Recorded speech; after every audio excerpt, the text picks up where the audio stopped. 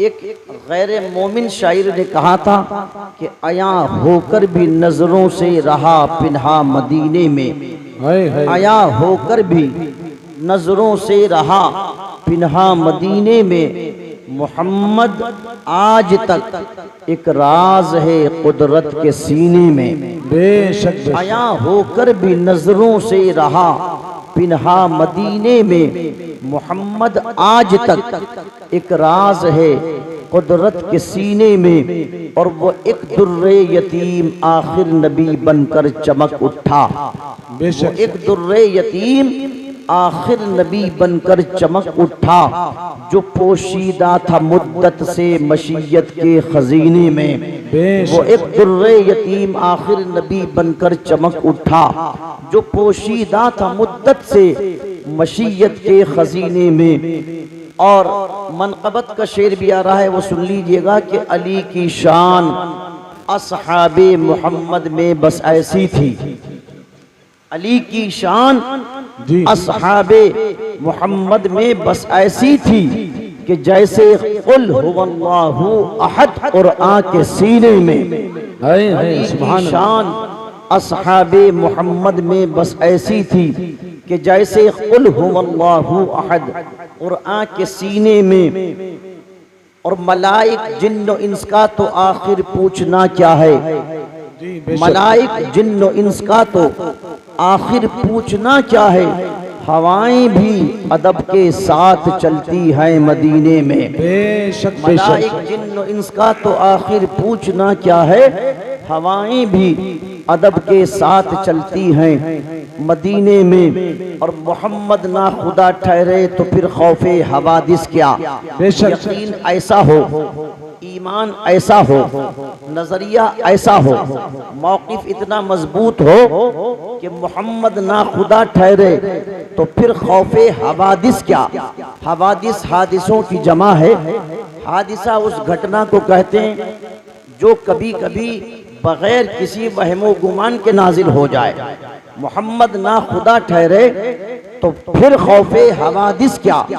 अगर तूफान भी आ जाए तो रख लेंगे सफीने में। मोहम्मद ना खुदा ठहरे तो फिर खौफे हवादिस क्या। अगर तूफान भी आ जाए तो रख लेंगे सफीने में। हजरात बहुत गौर से मेरे जुमलों को सुनिएगा, वो आपकी मर्जी कि आप सुभान अल्लाह कहें ना कहें, पर बात समझ में आए तो थोड़ा बहुत इशारा दीजिएगा। सुनिए, कौन है मौला अली करमल्लाहु ताला वजहुल करीम। दो लफ्जों में समझो, ये मेरे मुस्तफ़ा के बज़ाहिर जो है चचाजाद भाई भी, सरकार के चचाजाद भाई हैं। इमामे हसनैन करीमैन तय्यबैन ताहिरैन नय्यरैन हसनैन करीमैन के वालिदे बुजुर्गवार हैं। सैयदा-ए कायनात हजरत फातिमा रदियल्लाहु तबारक व तआला अन्हा के शोहर नामदार हैं। वो अली के जिसकी पैदाइश तो काबतुल्लाह में हुई और जिसकी मौत मस्जिद में हुई। पैदा काबे में हुए और शहीद बोलो मस्जिद में हुए। थोड़ा सा आप बोलिएगा, 20-25 मिनट बचे। पैदा काबे में हुए और शहीद मस्जिद में हुए। इनकी माँ का नाम हजरत फातिमा बिनते असद है। वो फातिमा जो अबू तालिब की बीवी हैं, सरकार की चची हैं। और इनकी स्पेशलिटी ये है कि सरकार इनके विसाल के वक्त खुद कब्र में उतर गए थे। जब इनको दफनाने के लिए पहुंचे, बकी शरीफ में इनकी कब्र अनवर है, तो मेरे सरकार उस कब्र में खुद उतर गए। जिस कब्र में इनकी चची फातिमा बिनते असद को लिटाना था, और हुजूर खुद उतरने के बाद कब्र में लेट गए। ये लेटने की जरूरत क्या थी कारी महमूद साहब जी? कब्र में लेटने की जरूरत क्या थी? अगर कब्र को कुशादा ही करना था तो सरकार बाहर से फरमा देते, लोग कब्र को कुशादा कर देते। क्योंकि कब्र इंतकाल शुदा जो फौत शुदा होता है उसकी जसामत और बॉडी के लिहाज से बनाने का हुक्म है। अब फातिमा बिनते असद की कब्र में सरकार लेट गए और हुजूर ने फिर बाहर आकर के फरमाया थोड़ा कब्र को कुशादा कर दो। हमने आलम तसव्वुर में अर्ज की मेरे आका, ये बात तो सरकार बाहर से भी आप इरशाद फरमा देते, जब भी कब्र को कुशादा किया जा सकता था। आज भी गुंबद खजरा से आवाज आती है, दीवानों कब्र में उतरने का तो एक बहाना था, कुशादा करने का तो एक बहाना था, वरना हकीकत ये है कि मुस्तफ़ा को अपना जिस्म मुबारक अपनी चची की कब्र से लगाना था। बेशक बेशक, सुभान अल्लाह। सरकार का जिस्म जिस चीज से टच हो जाए उस पर जहन्नम की आग हराम हो जाती है। बेशक, टच होना तो दूर की बात, जो मुस्तफ़ा को देख ले उस पर भी जहन्नम बोलो हराम। सारे सहाबा इसी के मिस्दाक, हुजूर ने फरमाया असहाबी कन नुजूम, मेरा हर सहाबी सितारे के मिसल है। हुजूर कब्र में उतरे, अपना जसद अतहर अपना जिस्म मुबारक सरकार ने अपनी चची फातिमा बिनते असद की कब्र से लगा दिया। फिर बाहर तशरीफ ले आए, हुजूर ने अपनी कमीज मुबारक से कफन दिया। उसके बाद तजहीज़ व तकफीन व तदफीन के बाद मुस्तफ़ा ने नबूवत वाले दस्ते करम को उठाया। हुजूर ने यदुल्लाही फौका ऐदीहिम वाले हाथों को उठाया और हुजूर ने दुआ की। एक जुमला उस दुआ का ये है, मौला ये मेरी चची है फातिमा बिनते असद, यहाँ मैंने कब्र में इसको अपनी कमीज मुबारक पहनाई है, मौला तो इसे जन्नत में जन्नती लिबास अता फरमा। वाह वाह वाह, सुभान अल्लाह। नारे तकबीर, नारे रिसालत, नारे गौसियत, मसलके आला हजरत हजरत अल्लामा मौलाना हाशिम साहब किबला।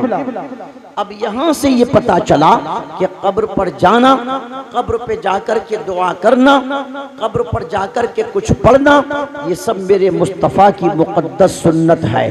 उन्हीं के शहजादे हैं कौन? मौला अली। ये प्रेग्नेंट थी, ये हामिला थी, उस वक्त के रस्म और रवाज के मुताबिक काबे का तवाफ कर रही थी। अल्लाह की शान के दर्द ज़े शुरू हो गया, विलादत के आसार नमूदार हो गए और बर्थ की सिचुएशन क्रिएट हो गई। उस वक्त फातिमा बिनते असद घबराई, चेहरे पर पसीना और थोड़ी सी परेशानी के आसार। अर्ज़ की मेरे अल्लाह, यहाँ बड़ी भीड़ है, मजमा है, इज़्दिहाम कसीर है, इस हंगामा महशर में मेरे पर्दे का क्या होगा? अगर यहीं पर बर्थ हो गई, यहीं पैदाइश हुई, यहीं जन्म हुआ, तो आखिर पर्दे का क्या होगा? ये दिल में ख्याल आया कि गैब से आवाज आई। मोतबर रिवायत में आता है, गैब से आवाज आई, फातिमा घबरा मत, अगर तुझे हम अली की मां मनाना जानते हैं तो इज्जत और पर्दे की हिफाजत करना भी जानते हैं। आवाज आई, फातिमा तुम काबे के अंदर दाखिल हो जाओ। फातिमा बिनते असद काबे के अंदर पहुंची, वहां मौला अली की बर्थ हुई, वहीं पैदाइश हुई। आंखें अभी खुली न थी। लोगों में ये बात मशहूर हो गई कि जनाब अबू तालिब पे यहाँ बेटा तो पैदा हुआ, मगर बेटा नाबीना है, आंखों में प्रकाश नहीं है, रोशनी नहीं है, नूर नहीं है। अबू जहल तक ये खबर पहुंची। अबू जहल ने आम कर दी, बेटा हुआ अबू तालिब के, मगर बेटे की आंखों में रोशनी नहीं। इसी तरह ये खबर काशानाए नबूवत तक पहुंची, मुस्तफा के घर तक पहुंची, सरकार के हुजरे तक पहुंची। आका तशरीफ लाए, काबे में कदम रखा और जैसे ही मौला अली को हुजूर ने हाथों में लिया और अपना लुआबे दहन मौला अली की आंखों में डाला। तारीख उठा के पढ़ लीजिए, आज भी ये जुमले किताबों में महफूज हैं। इधर मुस्तफा का लुआबे दहन यानी थूक शरीफ मौला अली की आंखों में पड़ा, उधर रोशनी आ गई, बेशकीनाई आ गई और मौला अली ने आंखें खोल दी। जवान हुए मौला अली। एक रोज सरकार ने मोहब्बत में पूछा, अली जब तुम पैदा हुए थे काबे में, जब तक मैं पहुंचा नहीं था, तो उस वक्त तुमने आंखें क्यों नहीं खोली थी? अर्ज की या रसूल अल्लाह, ये मोहब्बत की बातें हैं दोनों के दरमियान। अर्ज की मेरे आका, जब दुनिया में पहुंचा था तो दिल की ख्वाहिश और तमन्ना ये थी कि दुनिया में जब जिंदगी की पहली निगाह उठे और पहली नजर किसी पर पड़े तो वो चेहरा वद्दुहा पर पढ़े, वल्लैल वाली जुल्फों पर पढ़े, वमा यंतिकु अनिल हवा वाले लबहाए नास पर पढ़े, अलम नशरह वाले सीने पर पढ़े, कद जाअकुम मिनल्लाहि नूर वाली पर्सनैलिटी पर पढ़े। इसलिए मेरे आका जब तक आप तशरीफ नहीं लाए मैंने आंखों को नहीं खोला, आप तशरीफ लाए आंखों को खोल दिया। सरकार ने अपना थूक शरीफ लुआब दहन मौला अली की आंखों में डाल दिया। मौला अली की रोशनी सुभान अल्लाह जबरदस्त हो गई। अब हुजूर ने अपने मुकद्दस हाथों से मौला अली को गुस्ल दिया और गुस्ल दे रहे थे सरकार, और जबान से ये फरमा रहे थे, अली आज पहला गुस्ल मैं तुझे दे रहा हूं और कल आखिरी गुस्ल तू मुझे देगा, कल आखिरी गुस्ल तू मुझे देगा। किसी ने पूछा मौला अली से कि ये बताइए कि आखिर इतना इल्म तुम्हारे पास कहां से आ गया? कि हुजूर ने फरमाया कि मैं इल्म का शहर हूं और अली उस शहर का दरवाजा है। आखिर बड़े बड़े मुकद्दमे लम्हों में हल कर देते हो, बड़े बड़े टफ मसाइल के जवाब पानी की तरह हल्क में उतार देते हो। ऐ अली ये इल्म आया कहां से? पूरी होशमंदी से सुनिएगा, फिर इंशाअल्लाह करबला एक ही जुमले में समझ में आ जाएगी। मौला अली कहते हैं, अल्लाह की इज्जत की कसम मैं हुजूर की पेशन गोई के मुताबिक सरकार को आखिरी गुस्ल दे रहा था और हुजूर के जसदे अथर पर पानी डाल रहा था, और जब गुस्ल देकर के मैं फारिग हो गया तो मैंने ये देखा कि हुजूर की पलकों पर पानी की एक बूंद या दो बूंदें रखी हुई हैं, यानी कुछ कतरे हैं जो सरकार की पलकों पर नजर आ रहे हैं। एक रिवायत में आता कि नाफ शरीफ में नजर आ रहे हैं। दोनों तरह की रिवायतें हैं। मौला अली फरमाते हैं, जब मैंने देखा कि पानी का कतरा सरकार की नाफ शरीफ पर है या हुजूर की पलकों पर है, कहते हैं मेरी गैरत इश्क ने ये गवारा न किया कि मैं इसको कपड़े से साफ कर दूं। कहते हैं मैं अदब की वजह से झुक गया और मैंने झुक करके हुजूर की पलकों पर ठहरे हुए पानी के उस कतरे को चाट लिया और अल्लाह ने उसी वक्त मेरा इल्म बढ़ा दिया। नारे तकबीर, नारे रिसालत, नारे गौसियत, मसलके आला हजरत फैजान इमाम अली मकाम मोहब्बत इमाम हुसैन शहीद आजम कॉन्फ्रेंस। अब गौर से सुनिए, मौला अली का एक टाइटल है मुश्किल कुशा। बोलो क्या टाइटल है? मुश्किल कुशा। सारे बोलिए, जवाब मैं दूंगा इंशाअल्लाह, घबराइए मत, मैं साबित करूंगा कुरान से। बोलो मुश्किल कुशा है या नहीं? ये बोलिए। बेशक मुश्किल कुशा भी है, हाजत रवा भी है, दाफे बला भी है। कौन है मौला अली? बता दूं दो चार जुमलों में, खामोश मत बैठिएगा। कौन है मौला अली? मौला अली वो हैं जो पीरों के पीर हैं। मौला अली वो हैं जो मुस्तफ़ा के वीर हैं। अली वो हैं जो सहाबा के मुशीर हैं। अली वो है जो सुन्नियों का पीर है। अली वो है जिसकी जिंदगी कुरान की तफसीर है। अली वो है जिसकी बंदगी कौम की तकदीर है। अली वो है जिसका पैगाम आलमगीर है, और अली वो है जिसकी जबान पत्थर की लकीर है। बेशक बेशक, सुभान अल्लाह। वो अली करमल्लाहु ताला वजहुल करीम जिसके चेहरे को देखना भी इबादत है। वो अली सुभान अल्लाह कि जिसको अल्लाह ने कुरान का इल्म ज़ाहिर भी दिया और कुरान का इल्म बातिन भी दिया। वो अली जो कहते हैं, कुरान अज़ीम के ताल्लुक से आता कि जितना इल्म पूरे कुरान में है वो सारे का सारा इल्म सिर्फ अलहम्द शरीफ के अंदर है। जो अलहम्द शरीफ में है वो सारे का सारा इल्म बिस्मिल्लाह शरीफ में है। जो बिस्मिल्लाह में है वो बिस्मिल्लाह के बा में है। जो बा में है वो बा के नुक्ते में है। अली कसम खा के कहते अल्लाह की इज्जत की कसम वो नुक्ता मैं हूँ। अब सवाल ये है कि आप तो आशिक़े हुसैन हैं, आपने कह दिया कि हाँ हम अली को मुश्किल कुशा मानते हैं। तो अब लोग कहते हैं जब मुश्किल कुशा थे तो बचाया क्यों नहीं? जब मुश्किल कुशा थे तो करबला में आए क्यों नहीं? जब मुश्किल कुशा थे तो अली असगर के हल्क पे तीर क्यों लगा? जब मुश्किल कुशा थे तो कासिम का शबाब क्यों छीना? जब मुश्किल कुशा थे तो अली अकबर की जवानी क्यों लुटी? जब मुश्किल कुशा थे तो इमाम अली मकाम अला जद्दिही व अलैहि सलाम ने 72 जख्म क्यों खाए? 120 तीरों के सुराख पैरहन शरीफ पर क्यों थे? जब वो मुश्किल कुशा थे तो फिर मुश्किल कुशाई करते, हाजत रवाई करते, बलाओं को दफा कर देते, मुसीबतों को दूर कर देते। बस इन दो एतराज का जवाब मोहब्बत की जुबान में समझ कर के कुरान और हदीस की रोशनी में जाइएगा। बहुत गौर से सुनिएगा। हमारा अकीदा है, हम अली को मौला भी कहते हैं, अली को मुश्किल कुशा भी कहते हैं, और मौला आज से नहीं कहते या 100 बरस पहले से आला हजरत के जमाने से नहीं कहते।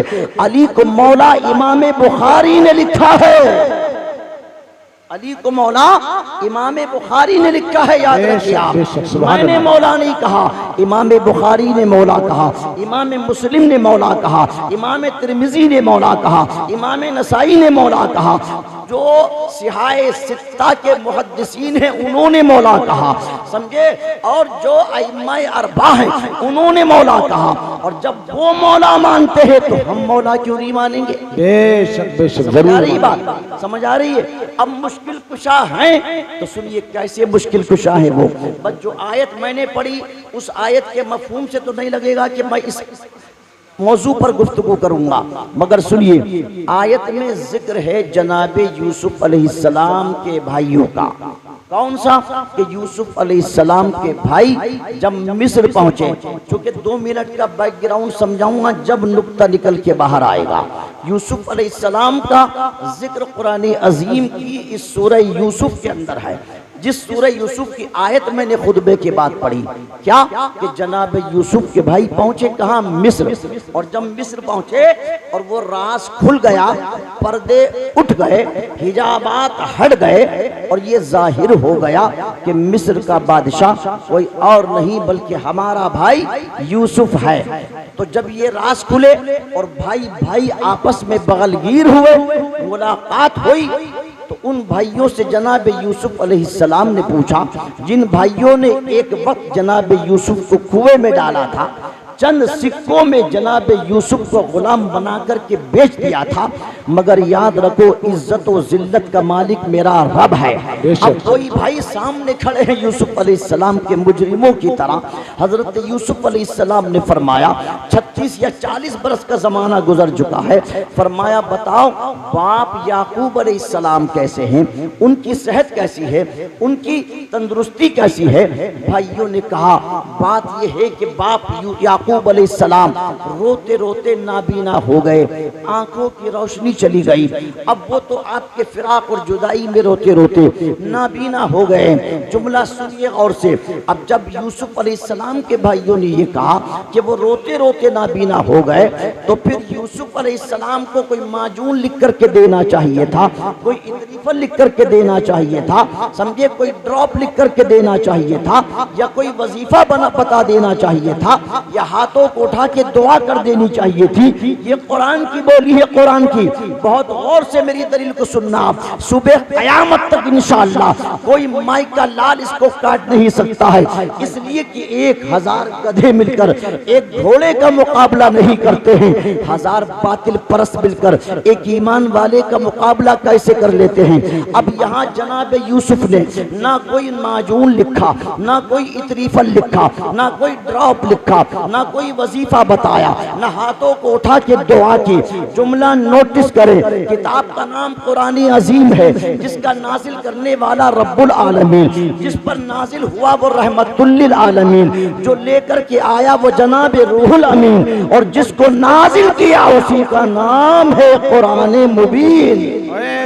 नारे तकबीर, नारे रिसालत, नारे गौसियत, मसलके आला हजरत हजरत अल्लामा मौलाना अलहाज हाशमी साहब क़िबला शहीद आज़म कॉन्फ्रेंस। 10-12 मिनट बचे हैं, बस इसका जवाब सुने और एक एतराज और था उसका जवाब सुने इन्हीं मिनटों के अंदर।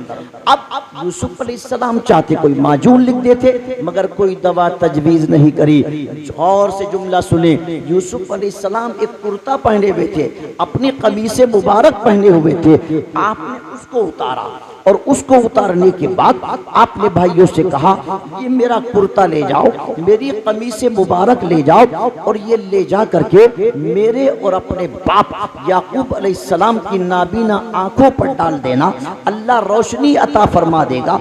लोग कहते तबर्रुकात में क्या रखा है, लोग कहते तुम तबर्रुकात की चूमा चाटी क्यों करते हो, लोग कहते तुम तबर्रुकात की कद्र क्यों करते हो, तबर्रुक में क्या रखा सुने कुरान की रोशनी में। अब हालांकि और बहुत सी आयतें और भी हैं तबर्रुक के हवाले से, मगर यूसुफ अलैहिस्सलाम ने अपनी कमीज़ मुबारक उतार करके भाइयों को दे दी और कहा कि ले जाओ और ले जाकर के बाप की आंखों पर डाल देना। वो जो भाई थे वो भी तो याकूब के बेटे थे, उनके बाप नबी, यूसुफ खुद भी नबी, उनके बाप याकूब अलैहिस्सलाम वो भी नबी, और याकूब अलैहिस्सलाम की सारी औलादें हैं ये। अब सुनिए गौर से, अगर कुर्ते से रोशनी आनी थी, अगर कमीज़ से मुबारक से रोशनी आनी थी तो भाइयों को कहना चाहिए था, यहूदा को कहना चाहिए था, बिन्यामीन को कहना चाहिए था, किसी और को कहना चाहिए था कि मेरे भाई यूसुफ अगर कुर्ते से रोशनी आती है, अगर कमीज़ से मुबारक से नूर आना है तो हम अपने कुर्ते डाल देंगे बाप की निगाहों पर,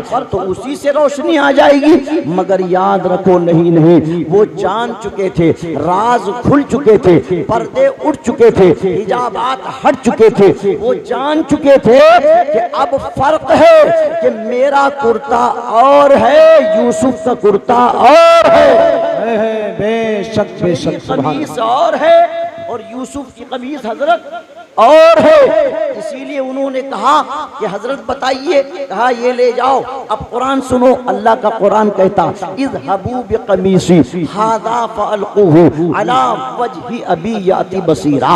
अब यूसुफ अलैहिस्सलाम के भाई जनाब यूसुफ की कमीज़ मुबारक लेकर के चले किनान की तरफ। अभी किनान पहुंचे भी न थे, अभी घर में कदम भी न रखा था, अभी तो बस्ती से कई मील के फासले पर थे।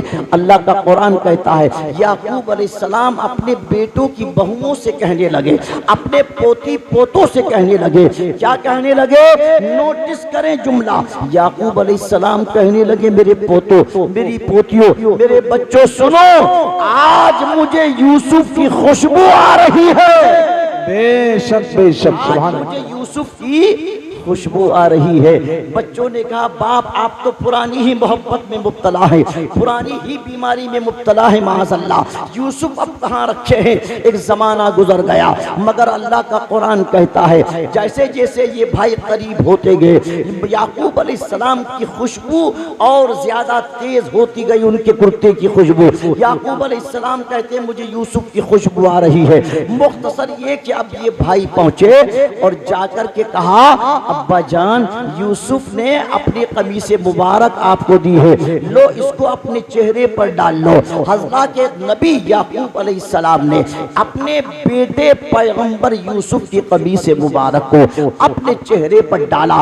कुरान का जुमला सुनो, अल्लाह का कुरान कहता है फरतद्दा बसीरा, इधर आपने कमीज़ मुबारक डाली, उधर अल्लाह ने रोशनी अता फरमा दी। जुमला मैं दे रहा हूँ, बहुत गौर से सुनना।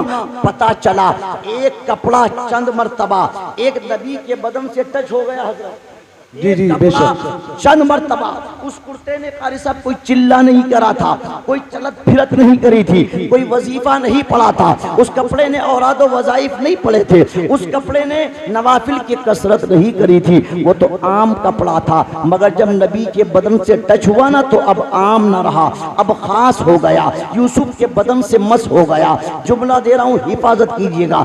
पता चला एक कपड़ा चंद मर्तबा अगर पैगंबर यूसुफ के बदन से टच हो जाए, जब ये कपड़ा मुश्किल कुशा हो सकता है, हाजत रवा हो सकता है, दाफे पला हो सकता है, तो वो अली जो हुजूर के कांधे पर सवार हुआ हो, वो अली जिसका 55 मुस्तफ़ा के घर में गुजरा हो, वो अली जिसने आंख खोली हो तो पहली निगाह रुखे मुस्तफ़ा पर पड़ी हो, वो अली जिसने बचपना मुस्तफ़ा के काशाना नबुव्वत में गुजारा हो, वो अली जिसके सीने पे हाथ मार के हुजूर ने इल्म का शहर बना दिया हो, वो अली जो हुजूर की कस्टडी और किफालत में रहा हो, वो अली जो असल में बैतुल्लाह शरीफ के अंदर, काबे के अंदर हुजूर के कंधे पर चढ़ करके वहां से बुतों को हटा रहा हो। अब दिल पे हाथ रख के फैसला आप कर दीजिएगा। एक कपड़ा चंद मर्तबा पैगंबर के जिस्म से टच हो गया, जब ये मुश्किल कुशा हो सकता है तो हुजूर के कंधे पर सवार होने वाला अली मुश्किल कुशा क्यों नहीं हो सकता है? हाजत रवा क्यों नहीं हो सकता है? दाफे बला क्यों नहीं हो सकता है? बल्कि हम तो ये कहते हैं कि सरवरे अंबिया से कह दूंगा, जाके मैं मुस्तफा से कह दूंगा, मुश्किलों सामने से हट जाओ वरना मुश्किल कुशा से कह। बेशक नारे तकबीर, नारे रिसालत, नारे गौसियत, मसलके आला हजरत फैजाने शहीदाने करबला मोहब्बत इमाम हुसैन, नारे सरवरे अंबिया से कह दूंगा, जाके मैं मुस्तफ़ा से कह दूंगा, मुश्किलों सामने से हट जाओ वरना मुश्किल कुशा से कह दूंगा। और जब यहाँ पहुँचाऊँ तो कारी महमूद साहब सुनिएगा, फिर मैं इसको पढ़े बगैर नहीं रहता हूँ कि दीन के मुक्तदा से कह दूंगा, दीन के पेशवा से कह दूंगा, कौम के मुक्तदा से कह दूंगा, नजदियों सामने से हट जाओ वरना अहमद रजा से कह दूंगा। बेशक बेशक सुभान अल्लाह। पता चला कि जब एक कपड़ा कुछ मर्तबा पैगंबर के बदन से टच होकर अल्लाह इस कपड़े को मुश्किल कुशा बना सकता है तो अली मुश्किल कुशा क्यों नहीं हो सकते? समझ आ रही है बात? समझ आ रही बात? आखिरी बात सुनिए। और आखिरी एतराज ये था, एतराज तो कई हैं जिनके जवाबात देने थे मगर वक्त अब नहीं है। सुनिए, एक एतराज ये होता है जो जिसकी मैंने तमहीदन कलिमात शुरू में बोल दिए थे, वो ये है कि अगर मुश्किल कुशा थे तो आए क्यों नहीं, मुश्किल कुशा थे तो बचाया क्यों नहीं? इशारे की जबान में समझो, अल्लाह ने मदद करने के लिए मैदान बद्र में 5000 फरिश्ते भेजे थे। जी बेशक। क्यों मौलाना साहब? 5000। अल्लाह का कुरान कहता 5000 फरिश्ते अल्लाह ने कहां उतारे? बद्र की जमीन पर। ये कुरान से साबित है। ये मैं हदीस पेश नहीं कर रहा हूँ, हदीस पेश करूंगा लोग उसमें खामियां निकालेंगे माज़अल्लाह, कोई उसके रावियों के चक्कर में उलझाएगा, कोई हदीस के अस्मा और रिजाल पर बहस करेगा, कोई हदीस को ज़ईफ बताएगा। ये अल्लाह का कुरान है, ये इसमें ज़ौक़ की कोई सिचुएशन बाकी नहीं है। अब मुझे बताओ, अल्लाह का कुरान कहता है कि 5000 फरिश्ते बद्र के सहाबा की मदद करने आए थे, मगर बावजूद इसके बद्र की जमीन पर 14 सहाबाए किराम शहीद हो गए। 14 सहाबाए किराम शहीद हुए। तो अब क्या ये कहेंगे कि अल्लाह भी मुश्किल कुशा नहीं था माज़अल्लाह? क्या ये कहेंगे कि अल्लाह उनको बचा नहीं सका? क्या ये कहेंगे कि ये 14 की मदद करने नहीं आए थे? नहीं, मुतलकन 313 जो सहाबा थे ये सब की मदद के लिए। तो जब अल्लाह ने 5000 फरिश्ते भेजे, अल्लाह की मदद आई, तो फिर इनको शहीद नहीं होना था, मगर ये शहीद हुए। अब अगर ये शहीद हुए तो कोई खुदा की जात को चैलेंज नहीं कर सकता, अल्लाह की ताकत को चैलेंज नहीं कर सकता, उसके कादिर मुतलक होने को चैलेंज नहीं कर सकता, उसकी कुदरत को कोई चैलेंज नहीं कर सकता। इसलिए कि याद रखो, उसने 5000 फरिश्ते भेजे, अगर वो चाहता तो एक फरिश्ते से भी नक्शा पलटवा दे। बेशक बेशक। एक से भी, मगर 5000 फरिश्ते भेजे, फिर भी 14 सहाबाए किराम शहीद हुए, जिनमें से 13 वहीं आराम फरमा रहे, एक दूसरे फासले पर आराम फरमा रहे। अब ये शहीद क्यों हुए? तो जवाब सुनो, जवाब ये है चूंकि शहादत अल्लाह की बहुत बड़ी नेमत है और अल्लाह नेमत अपने खुश नसीब बंदों को अता फरमाता है। जिस तरह यहाँ अल्लाह तबारक व तआला कादिर मुतलक है, हकीकी मुश्किल कुशा है, हकीकी हाजत रवा है, हकीकी दाफे बला है, मगर बावजूद इसके बद्र की जमीन पर 14 सहाबाए किराम शहीद हो गए। क्योंकि शहादत नेमत है और नेमत अल्लाह अपने पसंदीदा बंदों को अता फरमाता है। तो जिस तरह यहाँ अल्लाह के कादिर मुतलक और मुश्किल कुशा होने के बावजूद 14 सहाबा शहीद हो सकते हैं, उसी तरह अली के मुश्किल कुशा होने के बावजूद उनका शहजादा करबला में शहीद हो सकता है, अली असगर के हल्क में तीर लग सकता है, अली अकबर की जवानी लुट सकती है, जो कि प्री प्लान सबका यही था कि हुसैन को इस सब्र के इम्तिहान में कामयाब करवाना है। तो कामयाब करवाने के लिए मदद न करी जी, मदद करी। कौन सी मदद करी? हाथ उठते थे मौला अली के और कहा करते थे, मौला मेरे बेटे हुसैन को करबला में सब्र अता फरमाना, हिम्मत अता फरमाना, ताकत अता फरमाना। ये थी मौला अली की मदद। जो कि याद रखो, अगर वो पहुंच करके या किसी और दुआ के जरिए मदद करवाते, यजीद पैदा ही ना होता। यजीद की 22,000 नहीं 22 लाख फौज भी होती तो नेस्तो नाबूद हो जाते, मगर नहीं, जो कि शहादत का जाम इसी सिचुएशन में पीना था, सैयदुल शुहदा का टाइटल हासिल करना था, दीन को जिंदा करना था, शरीयत का तहफ्फुज करना था। इसीलिए सैयदा कायनात से लेकर मौला अली तक, मुस्तफा से लेकर तमाम सहाबा तक, किसी ने ये नहीं कहा हुसैन की जान बच जाए, सबने ये कहा हुसैन को अल्लाह सब्र अता फरमाए। बेशक बेशक, सुभान अल्लाह। बात आ गई समझ में? 4 मिनट और बचे हमारे, 4 मिनट सुनिए, 28 मिनट हो गए। अब सुनिए, एक और जवाब बताऊं मैं आपको। लोग कहते हैं इमाम पाक अला जद्दिही व अलैहि सलाम का जनाजा नहीं पढ़ा गया। अमर इब्ने साद ने, जो उसके लोग कत्ल हुए थे, उनको जमा करके उनकी नमाज जनाजा पढ़ाई। हमने कहा बिल्कुल ठीक, मेरे अल्लाह ने चाहा ही नहीं था कि ये जालिम रसूलुल्लाह के शहजादों का जनाजा पढ़े। अगर ये पढ़ लेते तो कॉमन सा मसला है, किसी जन्नती का जनाजा पढ़ लो, अल्लाह पढ़ने वाले को भी जन्नती बना देता है। बेशक बेशक, अगर वो जन्नती है तो अल्लाह पढ़ने वाले को भी जन्नती बना देता। रब की मशीयत ने चाहा ही नहीं था ये मेरे महबूब के शहजादों के जनाजे पढ़े, वरना सुबह क़यामत में खड़े होकर के इसका तसव्वुर कर सकते थे, मौला कातिल हैं तो क्या हुआ, जालिम हैं तो क्या हुआ, मगर परवरदिगार तेरे महबूब के जन्नती जवानों के सरदार शहजादे का जनाजा पढ़ के आए हैं। ना जनाजा पढ़ा और ना ये दावे के काबिल रहे। अल्लाह जब दीन लेता है तो अक्लों को छीन लेता है। बेशक बेशक, अल्लाह जब दीन लेता है तो याद रखो अक्ले छीन लेता है।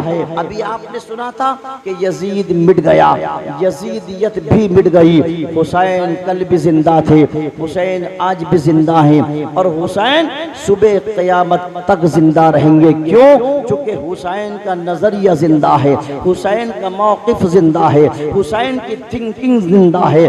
चलकर मदीने पाक से और करबला तलक मेरा हुसैन सारी शरीअत सिखा गया।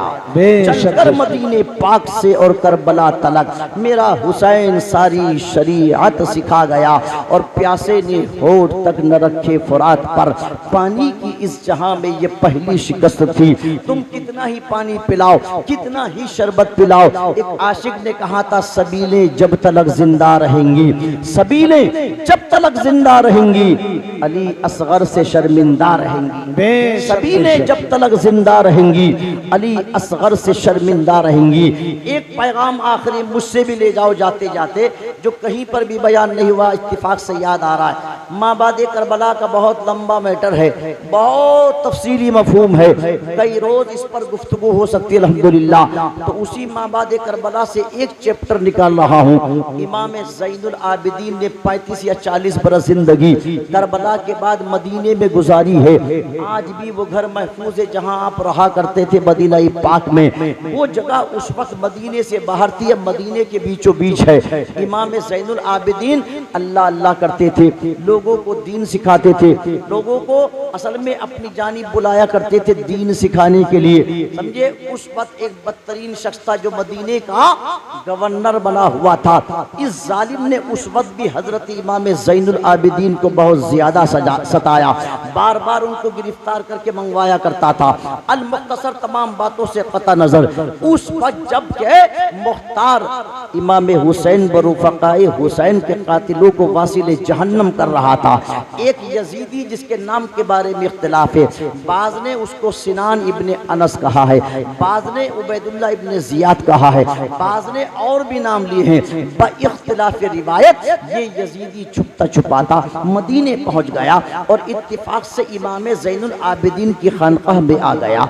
इसकी नजर पड़ी इमाम के चेहरे पर, कांप गया, थर्रा गया और सोचा कि जिनके डर से छुप रहा था अल्लाह की शान उन्हीं के घर में पहुंच गया, उन्हीं की खानकाह में पहुंच गया। इमाम की नजर पड़ी, कहा बैठिए, इसको बिठा लिया। बहुत से लोग बैठे हुए थे, इसने सोचा चुपचाप बैठ जाओ, थोड़ी देर के बाद सब निकलेंगे, मैं भी निकल जाऊंगा। अल्लाह की शान देखिए। अब आप, थोड़ी देर गुजरी और वक्त गुजरा और वक्त गुजरा, लोग एक एक करके जाते रहे, इमाम की खानकाह खाली हो गई। इसमें हिम्मत और जुर्अत न हुई कि ये उठ करके चला जाए। अब इमाम ने निगाह इसके चेहरे पर डाली और मेरे इमाम ज़ैनुल आबिदीन ने फरमाया, भाई अब आप करीब आइए, बताइए कहाँ से आए।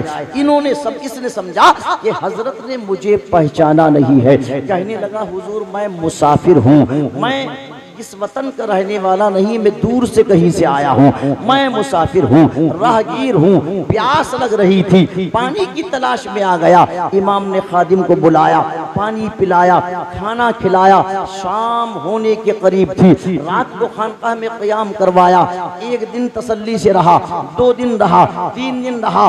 3 दिन के बाद सोचा चलो अब चलते हैं, बहुत जियाफत करवा ली, बहुत मेहमान नवाजी करवा ली, कहीं ऐसा ना हो कि कोई मुखबरी कर दे, कोई मेरे बारे में इमाम को बता दे। लिहाजा इमाम ज़ैनुल आबिदीन से इजाजत लो और फौरन यहाँ से निकल चलो। 3 दिन के बाद ये कहता है कि इमाम मैं अब यहाँ से रुखसत होना चाहता हूँ, आप मुझे इजाजत दीजिएगा। इमाम ने फरमाया, भाई जा रहे हो, रास्ता बहुत लंबा है, पानी के रास्ते में किल्लत है। अपने खादिम को बुला के कहा, छोटा पानी का मशकीज़ा इसको दे दो, ये सफर में काम आएगा। थोड़ा तोशा भी इसके साथ कर दो, सफर में काम आएगा। जब ये मेहमान नवाजी देखी, ये जियाफत देखी, तो अब उस शख्स ने चलते चलते जो खानकाह के दरवाजे से रुखसत हो रहा था, वो यजीदी जालिम जिसने करबला में जुल्म किए थे, इमाम से कहने लगा, हजरत में रुखसत तो हो रहा हूँ। आंखें भर आई आंसुओं से, मगर एक बात मेरी समझ में नहीं आई, ये बताइए कि 3 दिन से आप मेरी मेहमान नवाजी कर रहे हैं, मुझे खाना खिलाते हैं, मुझे पानी पिलवाते हैं, मुझे ठहरने का, क़याम का मेरे इंतजाम करवाते हैं, ये बताइए, मुझे लगता है कि शायद आपने मुझे पहचाना नहीं है। जुमला सुने गौर से, आज हम तो भाई भाई के मुखालिफ हो गए, चचा भतीजे का मुखालिफ हो गया, खाला भांजे में टेंशन हो गई, पड़ोसी पड़ोसी में इख्तिलाफ हो गया, सारी दुनिया बेचैनी और बेकरारी में मुब्तला है, सारी दुनिया पर इस्तिराबी पोजीशन छाई हुई है। मगर करबला से आज भी ये पैगाम आ रहा है, भाई हो तो हजरत अब्बास जैसा, बेटा हो तो अली अकबर जैसा, भांजे हो तो ओनो मोहम्मद जैसे, भतीजा हो तो कासिम जैसा, बीवी हो तो शहरबानो जैसी, बहन हो तो ज़ैनब जैसी, बेटी हो तो सकीना जैसी। हर बहन भाई पर माल लुटाती है, ज़ैनब ने जिगर के टुकड़ों को कुर्बान किया था। सुने आखिरी मिनट और आखिरी पैगाम, इमाम ने फरमाया, जाओ ये सामान ले जाओ, अल्लाह तुम्हारा हाफिज और नासिर है। इसने कहा, सरकार आपने मुझे पहचाना नहीं। जुमला सुनो, चाहे पूरी तकरीर भूल जाना, इसको याद रखना। इमाम पाक ने उसकी आंखों में आंखें डाल के कहा, मैं तुझे आज से नहीं बल्कि करबला के दिन से पहचानता हूँ। बेशक बेशक, करबला के दिन से। अब ये थर्रा गया, हुजूर वो कैसे? कहा, तो वही तो है ना सिनान इब्ने अनस, जिसने मेरे भाई अली अकबर के सीने पे बरछी मारी। अल्लाह, मेरे बाबा हुसैन ने निकाला तो कलेजा निकल के बाहर आ गया। तू वही तो है ना जिसने नहरे फुरात के किनारे पहरे लगाए थे, तुम वही तो जालिम हो ना जिन्होंने जुल्म के पहाड़ तोड़े थे। इतना सुना तो पैरों के नीचे से जमीन निकल गई। अब आखिरी जुमला और मैं आपसे रुखसत, इसको याद करो जुमले को। इतना कहा तो सिनान इब्ने अनस ने कहा, हुजूर आप मुझे पहचानते हैं? और फिर 3 दिन से ये मेहमान नवाजी, ये मेरी जियाफत, ये मेरे साथ हुस्न सुलूक। जुमला सुनो इमाम का, इमाम ज़ैनुल आबिदीन फरमाते हैं, बात यह है कल हम तुम्हारे यहाँ मेहमान बन करके आए थे तो तुमने हमारे साथ ही घटिया सलूक किया था, आज तू गलती से सही पर मेरे यहाँ मेहमान बन के आया है। बात यह है कि वो तुम्हारा अमल था, ये हमारा अमल है, वो तुम्हारा किरदार था, ये हमारा किरदार। बेशक बेशक, नारे तकबीर, नारे रिसालत, नारे गौसियत, मसलके आला हजरत हजरत अल्लामा मौलाना अलहाज मोहम्मद हाशमी साहब क़िबला। सदियों से सर पे खाक उड़ाती है कायनात, अब तक जमीन पे कर्ज है सजदा हुसैन का, अर्श आज़म पर सुनहरे हर्फ से तहरीर है, हश्र तक सजदों का जामिन सजदा ए शब्बीर है। अब चरागे दीन हक कोई बुझा सकता नहीं, अब निगहबां इसकी लोगो चादरे ततहीर है।